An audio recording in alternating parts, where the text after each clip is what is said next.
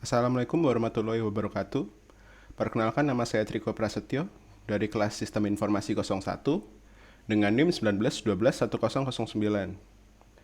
Oke, di sini saya akan menjelaskan modul-modul yang telah saya kerjakan pada mata kuliah ECS kemarin, yaitu program backend dari aplikasi Point of Sales.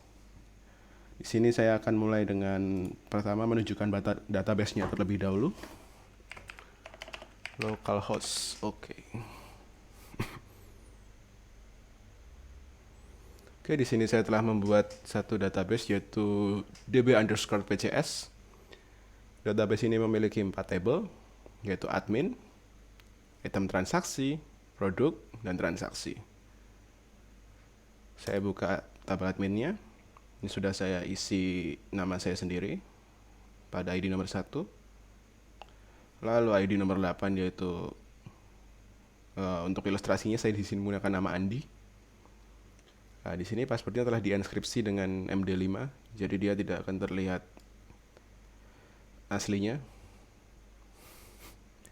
Lalu untuk relasi dari tabel ini saya tunjukkan di designer.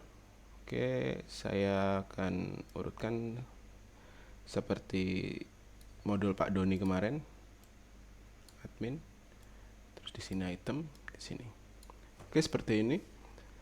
Yaitu ID yang ada pada tabel admin, dia akan berelasi pada admin ID.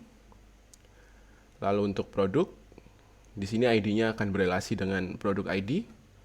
Nah, untuk selanjutnya itu transaksi ID yang ada di item transaksi, dia akan berelasi dengan ID yang ada di transaksi. Lalu kembali lagi dengan admin ID yang ada di transaksi, kembali ke ID yang ada di tabel admin.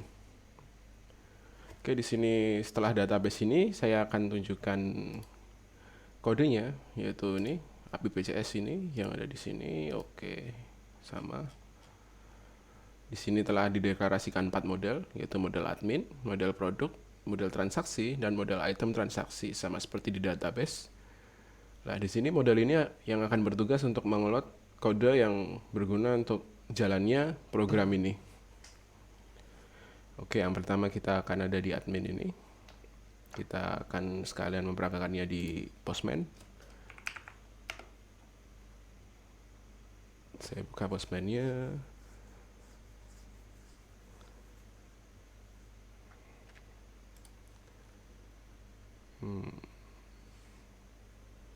Oke, yang pertama saya lakukan di sini akan login tentunya.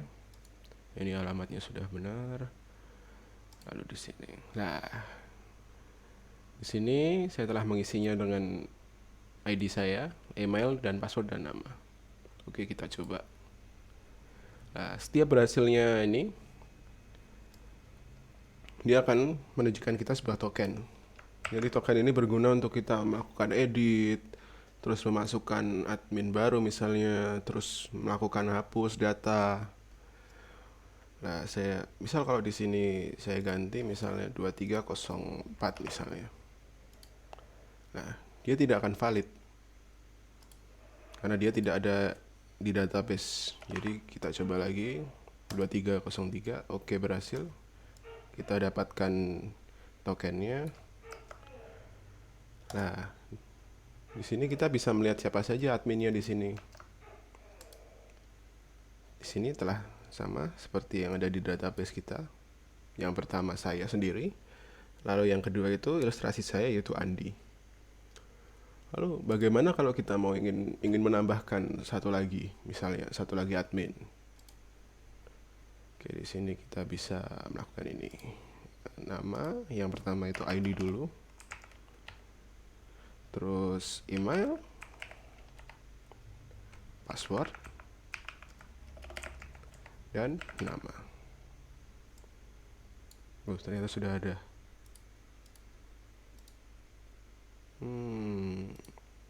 Berarti di sini nama. Oke, kita misalnya Susi at amicom.ac.id. Oke, karena tadi sudah ada ID 8, kita lanjutkan ke ID 9. Di sini misal kita bisa tulis Susi. Terus namanya Susi juga. Kita coba send. Oke, insert berhasil, ID-nya 9. Terus kita cek lagi di database kita apakah sudah ada. Ya, sini Susi sudah ada di ID 9. Lalu misal ini tadi akan ada perubahan dari atas nama Susi lah. Kita ini lanjutkan. Di misal ID-nya 9. Kita butuh ID untuk merubah isi dari tabel ini. Misal emailnya tadi susi123@gmail ternyata @gmail.com. Lalu untuk passwordnya tetap sama. Terus untuk namanya juga Susi. Kita coba. Oke, berhasil. Update berhasil. Susi123. Kita cek lagi. Di sini masih susi.amicom. Ya, sudah berubah. Oke, jadi itu tadi sudah melakukan admin post. Terus di admin put, tadi kita ada di admin put, function admin put. Jadi yang pertama pada fungsi put ini, email tidak boleh kosong. Jadi kalau kosong, dia jelas tidak akan valid. Password juga tidak boleh kosong, nama tidak boleh kosong. Terus kita akan lanjut yang di delete. Nah, delete ini dia pertama itu ngecek token dulu. Kita akan cek token dulu. Misal kita nggak bisa apa-apa. Ya, token tidak valid. Jadi dia akan melakukan pengecekan token seperti function-function lainnya. Dia hanya admin yang bisa mengeditnya. Terus di sini tertulis kita membutuhkan ID jelas-jelas di sini. Nah, misal kita menghapus punya Andi tadi 8. Atau enggak kita coba kalau salah dulu. 7 kita isi dulu token ini nanti. Oke. 7. Dia tidak akan ada. Nggak akan bisa terhapus karena di database-nya nggak ada. Lalu kalau kita coba 8 untuk atas nama Andi tadi, oke, delete berhasil. Kita cek lagi ke database-nya. Oke, sudah tidak ada. Tersisa 2 admin. Untuk yang selanjutnya itu saya akan menjelaskan tentang tabel produk. Di sini untuk get, post, put, dan del-nya itu sama seperti admin. Bedanya di sini kita menambahkan atau mendapatkan informasi tentang apa yang ada di tabel produk. Oke, kita coba copy terlebih dahulu, lalu ini ya. Oke, data phone. Di sini ada ID, admin ID, nama admin, nama, stok, dan harga. Nah, di sini tertulis nama flash disk, lalu stoknya 44. Lalu bagaimana kalau kita mau menambahkan? Itu sama seperti di function yang ada di collection admin tadi, kita menggunakan post. Nah, selanjutnya, misal kita mau menambahkan di sini kabel HDMI. Adminnya siapa yang menulis? Misal kita tulis adminnya Susi. Untuk ID barangnya kita coba 1 dulu. Tadi sudah ada 1 ya. ID-nya berarti 3. ID-nya kita ketiga. Nah, harganya berapa nih? Misal 25.000. Stoknya sama 50. Oke, kita coba insert berhasil. Lalu kita cek dulu di database-nya apakah sudah ada. Oke, sudah ada dengan stok 50. Untuk putnya sama seperti admin tadi. Kita di sini lihat coba codingannya di produk put. Oke, di sini kita membutuhkan ID. Lalu admin ID-nya juga tidak boleh kosong. Jadi, nah di sini jika terjadi perubahan kita membutuhkan 1 2 3 2, 3, 4, 5 nama ini, 5 table ini untuk melakukan perubahan. Jadi walaupun tidak ada yang dirubah di flash disk Kingston, kita juga harus mengisinya. Oke, misal ID-nya tadi berapa tadi? ID-nya 3. Kita tulis 3 di sini, lalu adminnya admin 9. Misal kabel HDMI jadi kabel AUX. Nah, lalu untuk harganya kita turunkan jadi 10.000 misal. Lalu untuk stoknya masih sama, kita coba. Oh, token tidak valid, kita isi dulu tokennya. Oke, update berhasil, jadi kabel AUX. Kita cek lagi. Oke, sudah jadi kabel AUX. Nah, ini untuk Dell-nya kita sama. Misal kita ingin menghapus ini flash disk. Nah, kita menghapusnya dengan ID. Terus ini di sini kita isi dulu nanti untuk menghindari salah token. ID tidak valid. Oke, karena ini ID 1 tidak ada, jadi kita hapus 2. Karena kita akan menghapus flash disk. Set.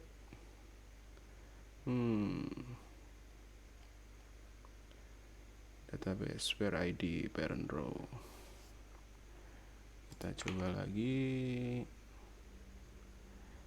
Ini ID-nya 2. Harusnya bisa ini tadi. Kita cek dulu salahnya apa di sini. Ya. Database error occurred. Cannot delete or update parent row. Foreign key constraint fail. Where ID 2. Coba kalau kita hapus yang nomor 3. Ya, bisa. Saya masih bingung karena ini kok gak bisa dihapus. Jadi mohon maaf. Tapi ini kita sudah menghapus kabel AUX. Oke, selanjutnya di sini saya akan melakukan transaksi. Kita sepertinya sudah melakukan transaksi di sini, ya ini. Authorization dulu. Oke, terus ini tidak usah diisi. Oke, data phone. Ada ID ini sebesar 10.000. Kalau ada 3 juga sebesar 10.000. Namanya juga Trico. Nah, oke, di sini saya akan mencoba melakukan post. Misal di sini transaksinya itu ID-nya 1, admin ID-nya saya sendiri misal.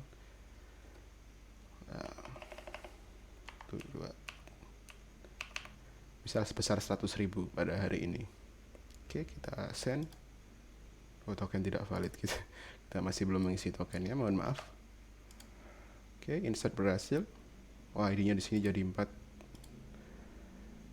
Oh, karena kemarin sudah diisi, saya add ID 4. Lalu untuk tanggalnya ini akan otomatis karena di database sudah ditulis dengan datetime.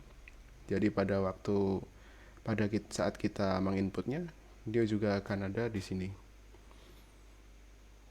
2021 terus totalnya 100.000. Terus ini untuk mengubah transaksi sama seperti collection put yang lain. Untuk Dell ini juga sama. Lalu kita coba yang Dell ini. Misal kita tadi yang salah ini misalnya terjadi kesalahan transaksi sebelum ini tadi. Kita bisa menghapusnya. Kita isi token dulu. Sini token. Ya. Transaksi akan hilang. Kita cek di database juga. Akan hilang. Lalu untuk mengecek transaksi bulan ini, jadi dia mengambil transaksi yang ada di bulan ini. Kita cek pada public function transaksi. Oleh item transaksi, terus oh, di atas ternyata. Kita cek satu persatu transaksi. Lah ini get transaksi.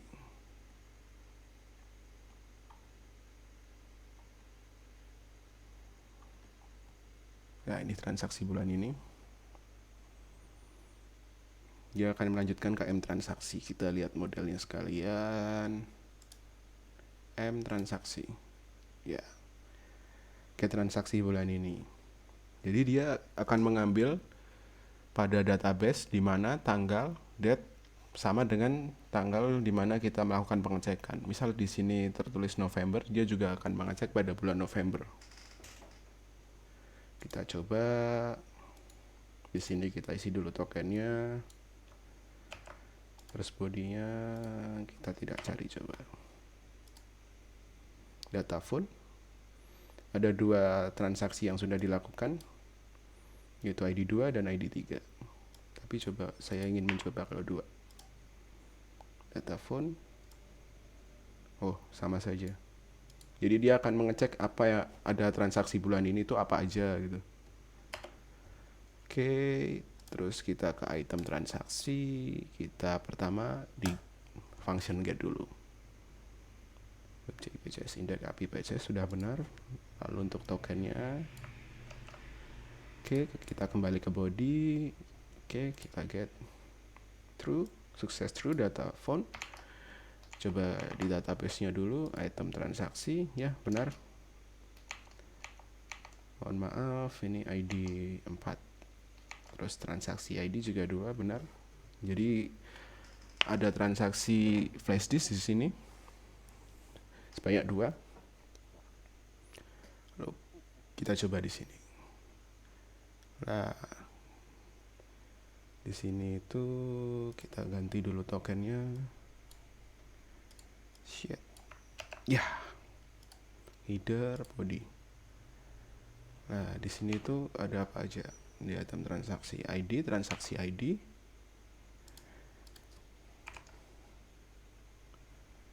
Ini terlalu besar ini ya. Oh, sudah ada.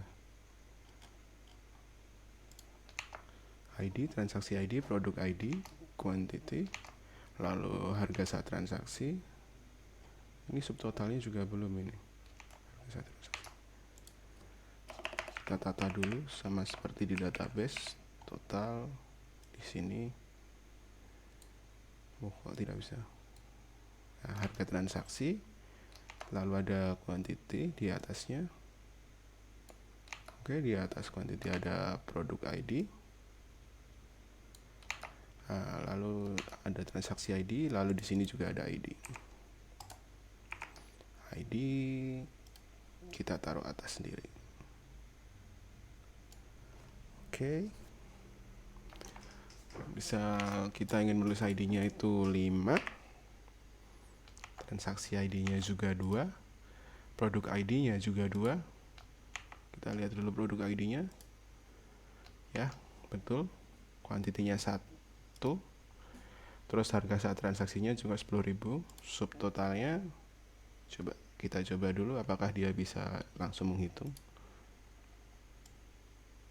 Oke, dia langsung menghitung subtotalnya. Jadi kita tidak perlu melakukan subtotal di sini. Oke, berhasil. ID-nya 5. Transaksi ID-nya 2. Nah, karena di sini get, put dan get dari item transaksi itu sama, kita lanjutkan dengan item transaksi by ID. Jadi kita menggunakan del pada item transaksi, namun kita menghapus ID. Jadi misal kalau ada ID 3, kita bisa langsung menghapus 3-3-nya. Itu untuk mempersingkat waktu. Ini kita ganti dulu. Oke, sudah. Nah, karena di item transaksi ini ada 2 transaksi ID yang menggunakan ID 2, kalau kita hapus satu-satu dia akan lama. Jadi kita menggunakan transaksi ID di sini 2, kita akan hapus dua-duanya. Oke, delete berhasil. Ada 2 transaksi dengan ID 4 dan 5 yang sudah terhapus. Kita lanjutkan. Oke, sudah tidak ada. Nah, di sini to get ini juga sama.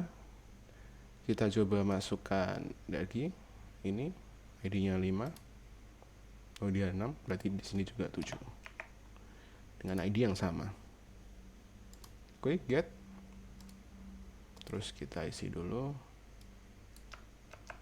Oke, di sini dihapus saja. Oke, transaksi. Oh, kita malah butuh di sini. Tadi soalnya di sebelumnya ternyata nggak usah pakai ID pun ketemu. Ini berarti 2. Data phone. Tapi di sini masih terdapat kekurangan di tempat saya itu, dia nggak bisa melakukan scanning. Jadi datanya ketemu tapi dia tidak bisa menunjukkan transaksi. Coba transaksi tadi berarti di API PCS, terus di transaksi. Item transaksi by ID. Alright. Oh, harusnya sudah ada. Tapi kok tidak ada di sini. Jadi dia datanya phone, tapi dia tidak bisa melanjutkannya lagi. Function item transaksi transaksi dispute transaksi ID. Get transaksi ID item transaksi result. Di sini kekurangannya tempat saya, jadi dia tidak bisa mendapatkan di tempat ID, tapi dia bisa memunculkan true dan data phone. Namun dia tidak menunjukkan. Oh, ID-nya 7. Oh, bentar. Transaksi ID-nya sudah benar, tapi dia tidak ketemu.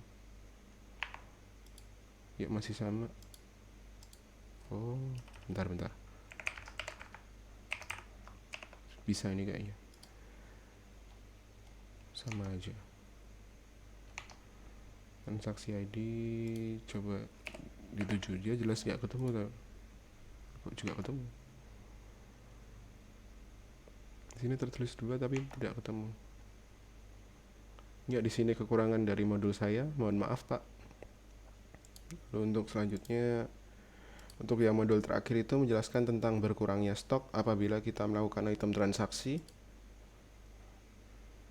Jadi misal kita lihat berapa terakhir stoknya di produk. Oke. Di sini ada 41. Kita coba lakukan satu pembelian. Produk ID-nya juga. Ini produk ID-nya 2. Produk ID-nya 2, kuantitinya 1 dengan harga 10.000. Kita coba. Oke, dia bisa item transaksi. Lalu kita cek di sini dan stok pun berkurang. Jadi setiap kita melakukan pembelian, entah itu 2 atau 5 yang ada di produk itu juga akan berkurang. Tapi coba kalau kita habiskan sekalian 40. Oke, transaksi 40 dan dia juga akan mengalihkan 10 kali 40 jadi 400. Kita refresh di sini. Ya, stoknya 0. Oke. Itu saja yang dapat saya sampaikan. Kurang lebihnya mohon maaf. Wassalamualaikum warahmatullahi wabarakatuh.